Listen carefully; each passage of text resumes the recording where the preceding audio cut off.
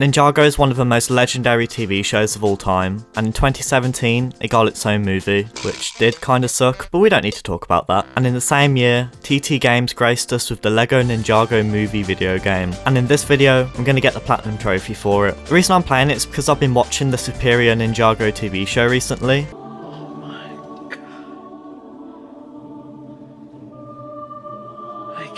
And I remembered that they gave this game out for free in 2020 and it was in my library. And that basically explains why I have 13 of the trophies going into this already. I know I had 1 or 2, but apparently my previous 2 hours of playtime was enough to get me that many. I decided to start fresh with the game, and I began playing through the main story. The game begins with us playing as the legendary Green Ninja Lloyd, as he's training in the monastery of Spinjitzu with Master Wu. And I've gotta say, the voices are pretty bad for the characters, especially after watching so much of the show. Maybe I'm just used to how they normally sound, but like, why does Wu sound like that? Master Chicken's reign must end, Lloyd! Only together can we defeat him! They want me to fight the chicken? Maybe I'm just used to how they normally sound. Sounds better in the pilot. Anyway, here I got to have a go at the combat in this game. And while it is similar to every other LEGO game, it does have some neat new mechanics. You can use arts to attack enemies, such as the art of the Russian boar and the art of the stinging bee. But during all of this, I was just thinking to myself, where's the Spinjitzu? Where's the elemental powers? Well, I had to wait a bit for them. After that, the evil Lord Garmadon attacks Ninjago City. And you might want to sit down for this. He is Lloyd's father, and is also Wu's brother. I got to play a section using Lloyd's dragon here, which was pretty fun, and also the real LEGO set of this is sick. After that, I got to play as Kai and Cole, the Fire and Earth ninjas. Cole's definitely one of my favourites, as well as Dareth, the brown ninja. Jeffy!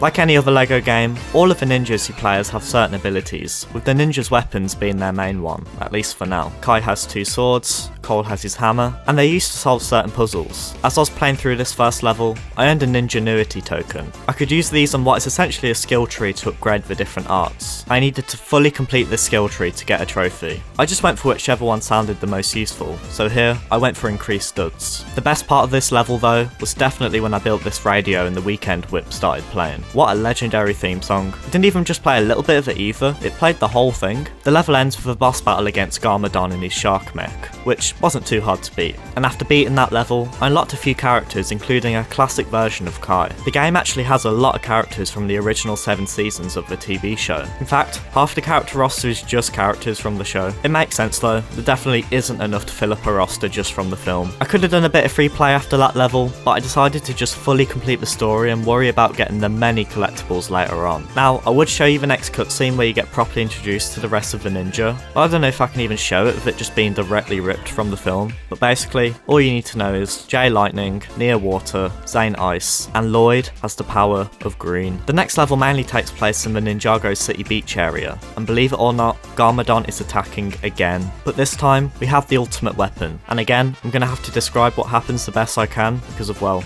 copyright. So basically the ultimate weapon is actually like a laser pen, and the moment Lloyd uses it, a real life cat starts causing havoc and the level ends. What even is this story, man? Everyone in Ninjago City now basically hates Lloyd for making his cat appear. And it was funny during this next level because the cat looks so different and bad actually in game. It looks like Kuma from Tekken 1. After rescuing all of the other ninjas, we finally left Ninjago City to find the ultimate weapon to stop Meowthra, and to also hopefully unlock the ninja's true potentials. The uncrossable jungle was the next level, and this is where I remembered getting to a couple of years ago, so from here on, I was starting to earn some trophies again. In this level, I got to finally use some Spinjitzu, and I was thinking it would look and would be how it is in the TV show, but I was really disappointed by what it was. Cole learns it first, and it's just like a little projectile tornado they can throw out. Like, that just isn't Spinjitzu. Where's the spin? That was definitely one of the most disappointing parts of the game. You use Spinjitzu to solve certain puzzles, like Cole's can destroy parts of the environment. Garmadon was hot on our trail as well during this level, and I ended up having to fight a boss battle against him on a bridge, and Wu was just not helping,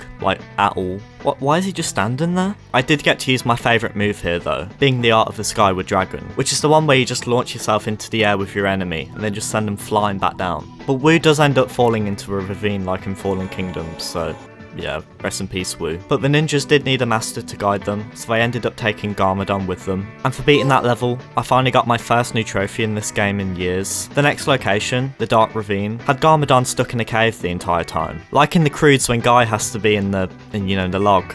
What the hell am I going on about? And this meant lots of fun puzzles where I had to get Garmadon to go on little platforms to get him to then go stand on a switch, and doing that was really fun. To be fair, Garmadon is really funny in this game. I like the little father-son dynamic he has with Lloyd. That's an evil, I've got something up my sleeve smile. Really?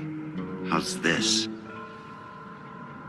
That's exactly the same. Zayn ended up learning his Spinjitzu power here, and with his, I could freeze certain pools of water and even waterfalls as well. As I was playing through this level, I kept using my favourite art, the art of the Skyward Dragon, and I got a trophy for using it 20 times. It makes sense I got it here with how much I liked using it. After a fight with some skeletons, Lloyd and Garmadon ended up being kidnapped by Garmadon's former minions who he fired. So it's up to the other ninja to rescue them, and with that level's complete and I got another trophy. The next level took place in the Lost City of Generals, and with Jay's new Spinjitzu power, I could use electricity to power certain objects and solve puzzles. After rescuing Garmadon and Lloyd, there's a boss fight on top of this volcano. I've got to shout out Garmadon here for singing the Weekend Whip, by the way. Only real ones know the lyrics. Jump up, kick back, whip around and spin. He's in, boys! He did it! He said it!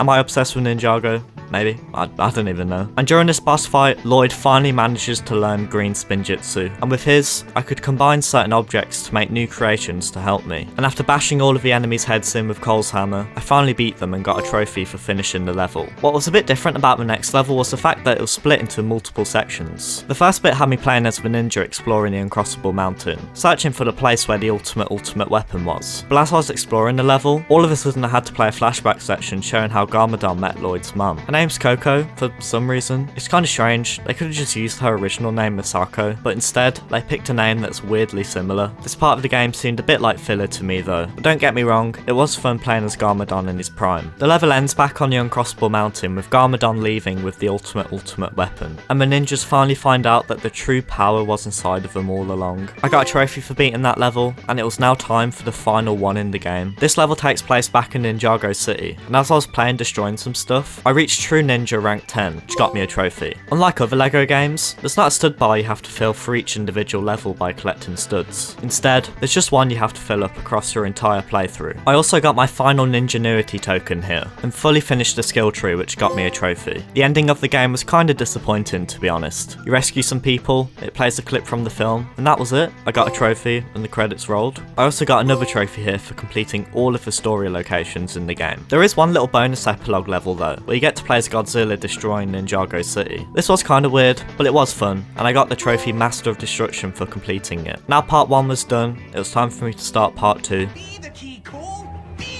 There's 8 different dojos in the game that are basically little areas with loads of enemies for you to fight. I needed to get a gold score in all of them to get a trophy. What's really cool is that most of them star villains from the TV show, with General Kozu from season 2 being the first one I had to beat. It wasn't too hard to get a gold score here. I just had to make sure to keep a combo going by defeating the enemies and then collecting as many studs as I could. For each dojo I beat, I got a trophy as well. The next one was against General Cryptor from season 3, and the one after that had Morrow from one of the best seasons of the show, Possession. If Jeffy's dead, I can't believe it. Oh, hey, Daddy, what are you doing? Jeffy! I'd been unlocking these characters after beating them, and getting to play as Morrow was sick.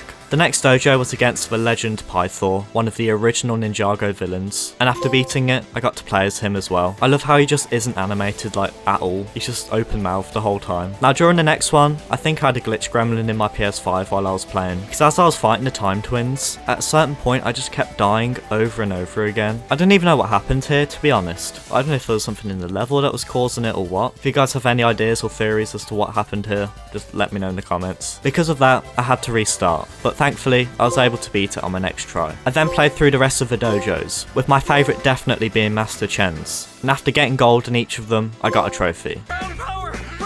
It was now time for me to get the many collectibles in this game. There's gold bricks and characters to collect as usual, and there's also ancient scrolls which are essentially red bricks in this game. They give you certain abilities like a 2x multiplier on the studs you collect. Going into this game, I was expecting to have to replay the levels like in a lot of other LEGO games, but in this one, I didn't have to do any of that. All of the levels essentially take place in these open areas, so I could just play in these locations in free play and get all of the collectibles without having to get things like mini kits. Replaying the levels was always my least favourite part of 100% 100%ing LEGO games, so I was glad I didn't have to do any of that. I started in the first couple Ninjago City areas, and went from there really. After collecting a few gold bricks, I got a trophy for getting 50 of them all together, but I still had a lot to go. Like in a lot of other LEGO games, there were races I had to complete for gold bricks. At first I used any character I wanted, but later on I started to use Achronix, since he was a speedster, and he made getting the gold score in these races a lot easier. I got a trophy for completing my first one of these races. The next few trophies I got from getting even more gold bricks. The levels weren't too bad to explore, but I did struggle sometimes to reach certain parts of them. Having a character who could fly would have really helped. Though the collectible locator ancient scroll helped a lot to see specifically where the collectibles actually were. I got a trophy for collecting 100 gold bricks, and then I got another for getting 150 of them. I got a miscellaneous trophy by accident next by playing as a ninja with their classic variant in the same party. Bit of a random one that is, well I'll take it. And after a while, I reached 200 gold bricks and I got another trophy for doing that. The side quests the characters had for me were pretty simple. You either had to collect stuff or do a bit of an escort mission, and I got a trophy for completing every single one in the game. To be honest though, I was a bit disappointed there wasn't a Dareth quest. Like that would have been really fun. There are also trophies for completing every race, and also for collecting every ancient scroll. Thanks to all of the studs I got from clearing the dojos, I could complete all of the Tornado of Creation builds. Repairing these helped me reach collectibles, and also helped me reach characters with side quests. The only bad thing about doing that though is the fact that it did cost me a lot of studs. Yeah, I was pretty poor after fixing all of them. And I needed to reach True Ninja rank 20 for a trophy, which meant that I needed a lot more studs. I looked up online the best way to do it, and it was apparently by playing the Ninjago City Destruction mission over and over again. You can get massive combos here, so reaching rank 20 didn't take long at all. After doing that for a little bit, I got the trophy. Doing that also gave me the last gold brick I needed to unlock the golden ninja character, and after I unlocked that, I got a trophy for collecting every character in the game, and then I got another for achieving 100% completion. The golden ninja is such a cool character, and I think it's a great reward for 100%ing everything. With the power of Brown,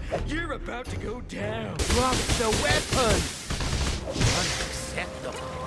I hate this game so much. There are now only a few trophies left between me and the platinum, and a lot of them had to do with the battle arena. But before I did that, I quickly went and made my very own custom character. This is my OC by the way, don't judge him. And for creating a custom character, I got a trophy. Anyway, the battle arena is meant to be a bit of a multiplayer mode, and you can play 3 different game modes in it. The Samurai Showdown, Mystic Bounty, and Ultimate Weapon. I started off with Samurai Showdown, and I had to pick the best, most powerful character to play as, so I went with... Welcome to Brown Town. I didn't even know what was going on at first when I started playing, to be honest. All I knew was that I had to get flags. I found it really funny though that the game was in split screen, even though I was just playing by myself. I could just watch what the AI were doing. I was getting points as I was capturing my opponent's flags, and as I was doing that, I was looking out for the different power-ups that are dotted around the map. There was a trophy for using each of these once, so I tried to use as many of them as I could during this match. There's basic ones like fire and ice, but there's also more random power-ups like a cat one, which I'm just realising now is a reference to the giant massive cat in the game. After winning easily because of the pure power and might of Dareth, I got a trophy for completing my first battle arena match. The second one I played was Mystic Bounty, which had me collect different orbs throughout the match to get points. My AI competitors just completely gave up at a certain point by the way. They were just standing still half the time while I was scoring points. During this match, I used the Dragon Head power-up,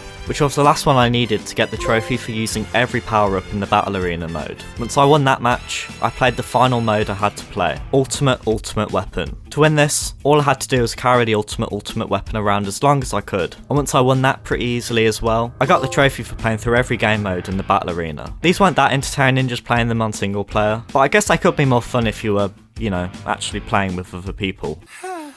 I have no friends. The only trophy left for me to get now was Master of Human Resources. To get this, I had to play as Garmadon and defeat 20 Shark Army goons in one session. The best way to do this is to play the dojo, the collapsing condo, so I did just that, and during wave 3, I defeated enough of the Shark goons and got the trophy, as well as the platinum. After playing and platinum in this, it really makes me wish there were more Ninjago games, just like in general. I think a Dragon's Rising game would be really cool, especially as the show itself is animated in Unreal Engine. There's a couple of other Ninjago games you can platinum, but they're exclusively Vita games, which kinda sucks. Just look at this Dareth trophy image, I need this. Anyway, I think if you're a fan of Ninjago, or just LEGO games in general, I'd say this game is definitely worth platinuming. My PS5 says it took me about 20 hours to platinum it, but my recordings add up to about 15, so yeah, it doesn't really take that long to platinum. If you have any other games you think I should platinum, definitely let me know in the comments. Thank you very much for watching, and if you enjoyed this, definitely consider liking and subscribing, and I'll see you next time.